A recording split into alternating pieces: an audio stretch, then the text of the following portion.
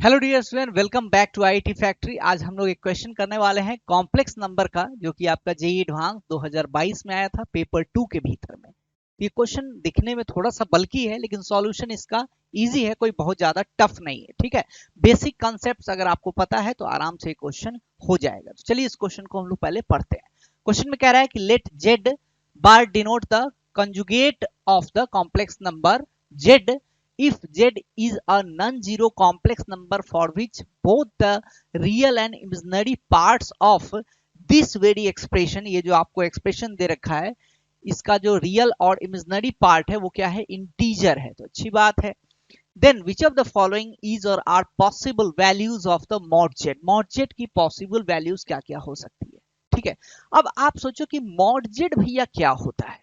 Mod Z क्या होता है, कॉम्प्लेक्स नंबर का आपका मॉडुलस होता है। ठीक है, मॉडुलस क्या होता है, distance of the complex number Z from the origin. Late us suppose कि हमारा आर्गन प्लेन है, this is the real axis and this is the imaginary axis, और यहाँ पे आपका कोई जेड बैठा हुआ है। जेड बराबर हो सकता है x प्लस आई वाई हो सकता है। तो मॉड जेड कहने का मतलब क्या है, कुछ नहीं है बच्चे। मॉड जेड कहने का जस्ट इतना ही मतलब है कि ये जो कॉम्प्लेक्स नंबर है जेड और जो ओरिजिन है, मतलब z is equal to zero भी बोल सकते हो इसको। ठीक है, तो z बराबर x प्लस आई वाई और z बराबर जीरो का जो डिस्टेंस होगा, so it is known as mod z। ठीक है, उसी ढंग से हम बोल सकते हैं mod of z minus Z not क्या होता है।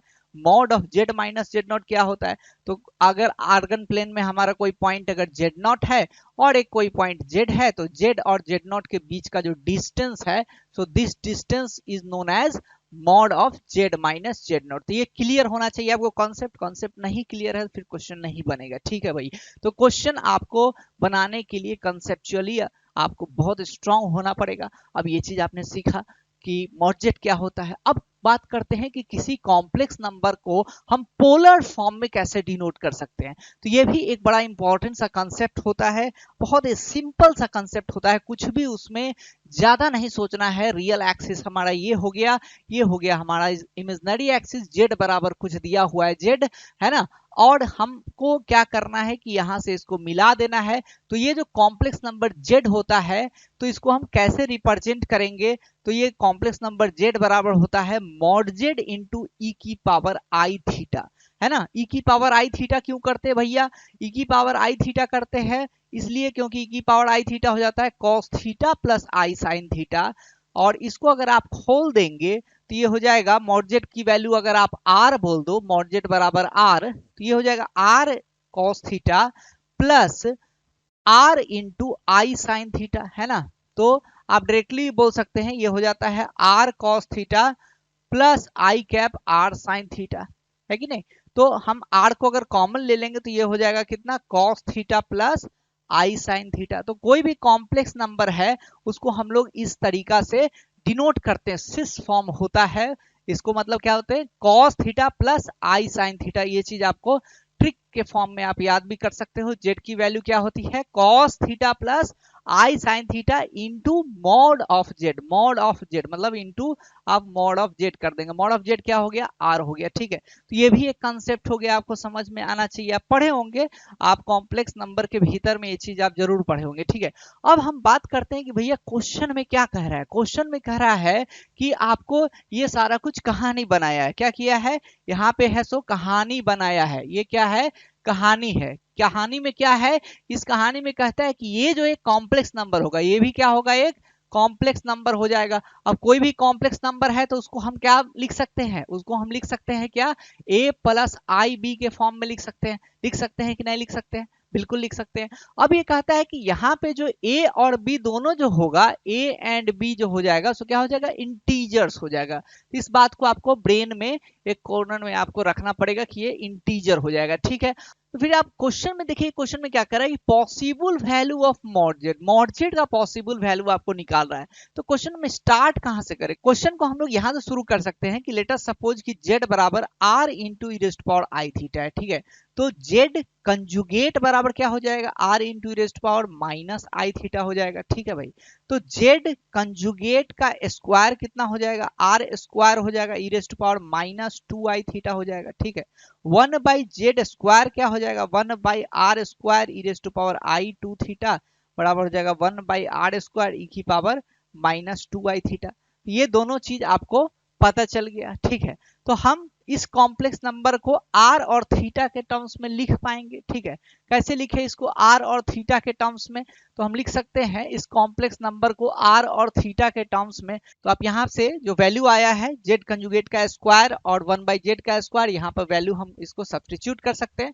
तो जैसे सब्स्टिट्यूट करेंगे तो क्या हो जाएगा, R square into E raised power minus 2 I theta plus हो जाएगा 1/आर स्क्वायर ई की पावर माइनस 2 आई थीटा हो जाएगा। ठीक है, अब ये किसके बराबर होगा, a प्लस आई बी हो जाएगा। ठीक है, a प्लस आई बी क्यों होगा, क्योंकि ये भी तो एक क्या होगा, कॉम्प्लेक्स नंबर ही होगा। ठीक है, अब आप यहाँ पे कॉमन ले लीजिए e की पावर माइनस 2 आई थीटा को, तो क्या हो जाएगा, आर स्क्वायर प्लस 1/आर स्क्वायर हो जाएगा। ये किसके बराबर हो जाएगा, a प्लस आई बी के बराबर हो जाएगा। ठीक है, अब दोनों तरफ आप क्या कर लो, मॉडुलस ले लो। दोनों तरफ आप क्या कर लीजिए, मॉडुलस को एक्टिवेट करिए। यहाँ पे हम मॉडुलस को क्या कर रहे हैं, एक्टिवेट कर रहे हैं। मॉडुलस को एक्टिवेट करने पर क्या आ जाएगा, तो अब आप देखिए कि ये तो एक कांस्टेंट की तरह है, आर स्क्वायर प्लस 1/आर स्क्वायर, तो ये तो बाहर आ जाएगा, आर स्क्वायर प्लस 1/आर स्क्वायर तो बाहर आ जाएगा। ठीक है, और इसका मॉडुलस क्या होता है, मॉडुलस ऑफ ई की पावर माइनस 2 आई थीटा, ये तो 1 हो जाएगा। क्यों हो जाएगा, क्योंकि ये कॉस ऑफ ये हो जाएगा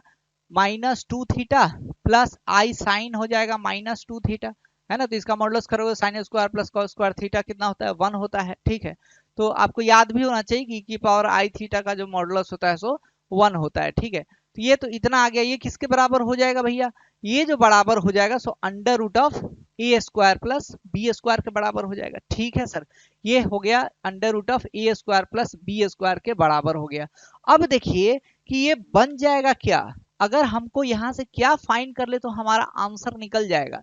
तो क्वेश्चन में है आर स्क्वायर प्लस यहाँ पे 1/आर स्क्वायर हो गया under root of A square plus B square. तो यहाँ से हम क्या फाइंड कर ले तो हमको आंसर निकल जाएगा।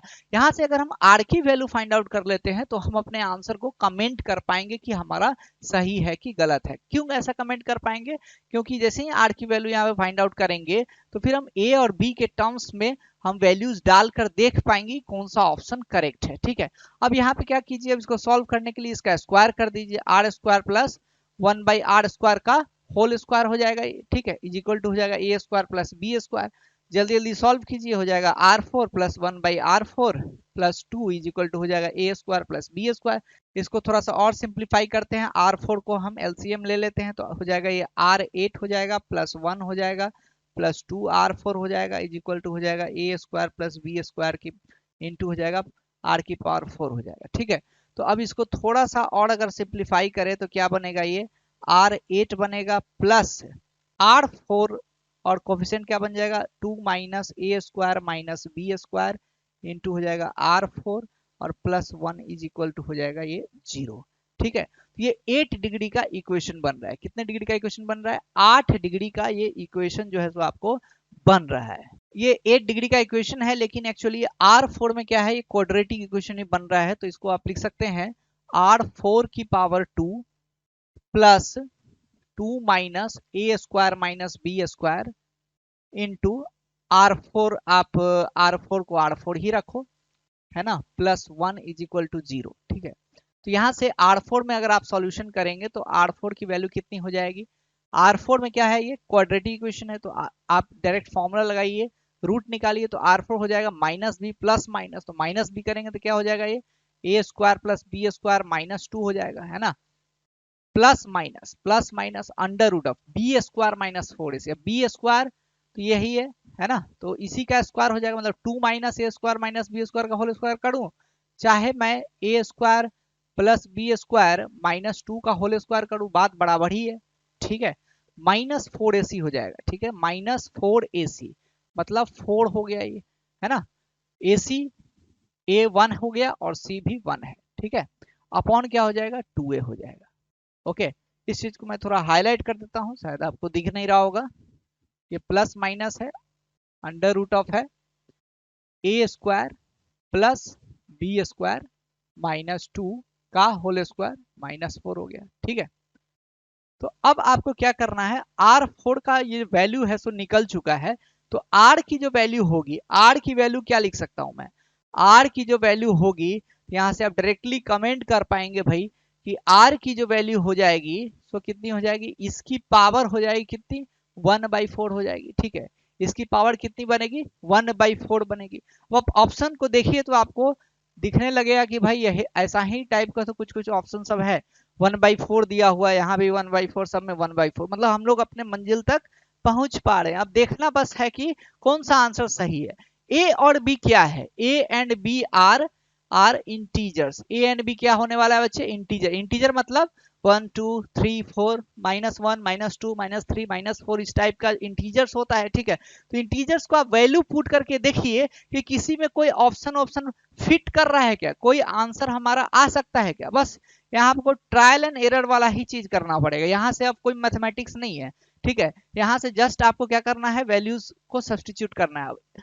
अब आपको देखिए 43 आ सकता है क्या, तो ए की वैल्यू 1 डालूं, ए की वैल्यू अगर 1 डालूं, बी की वैल्यू 5 डालू, 6 डालू, 7 डालू, अगर बी की वैल्यू 7 डालता हूं तो क्या हो जाता है, ये 7 7 जब 49 हो जाएगा, प्लस 1 50 हो जाएगा, और 50 में से 2 जाएगा तो ये 48 हो जाएगा, तो ये नहीं काम करेगा, है ना। तो आपका ए की वैल्यू अगर आप 3 डालते हैं और बी की वैल्यू अगर 6 डालते हैं तो क्या हो जाएगा, ये 3 3 जा 9 और 6 इंटू 6 हो जाएगा 36, माइनस 2 करें तो क्या आ जाएगा, ये 45 माइनस 2 इज इक्वल टू हो जाएगा 43। ठीक है, तो इसका मतलब ए की वैल्यू 3 और बी की वैल्यू अगर 6 में डालूं तो हमारा आंसर जो है सो कुछ बन रहा है, ये 43 तो बन रहा है। ठीक है, और ये अंदर वाला मामला भी आप चेक कर लो। अंदर वाला मामला कैसे चेक करेंगे, तो अंदर वाला मामला चेक करने के लिए आपको देखना है a square plus B square minus 2, ये तो यही आ गया आपका 43 ही आया। 43 का क्या करना होगा, आपको स्क्वायर करना होगा। तो अब आप 43 इंटू 43 करके देखिए तरह क्या आ रहा है, 43 इंटू 43 हो जाएगा, कितना हो जाएगा, 9 हो जाएगा, 4 3 जा 12 हो जाएगा, ये 12 हो जाएगा, और ये 17 हो जाएगा, है ना। तो 9 4 8 1 1 8 4 9 आ रहा है, इसमें से क्या कर दो आप, -4 कर दो, तो 1 8 4 5 आएगा। ठीक है, अब आप क्या कीजिए, इसमें से कुछ आप कॉमन निकाल कर देखिए, तो 3 को आप फैक्टर में निकालिए तो 6 हो जाएगा, इतना आ जाएगा। अब फिर से आप एक बार 3 निकालिए, तो ऐसा कुछ आ गया ये। ठीक है, तो इसको अगर आप अंडर रूट करेंगे तो यही आएगा, 3 अंडर रूट ऑफ 205 आएगा। ओके, तो देखिए ये वाला चीज आ रहा है, नीचे में आपका मामला 2 है, करेक्ट है, ऊपर ये 1/4 है, तो ये वाला ऑप्शन तो हमेशा 100% करेक्ट होगा ही होगा।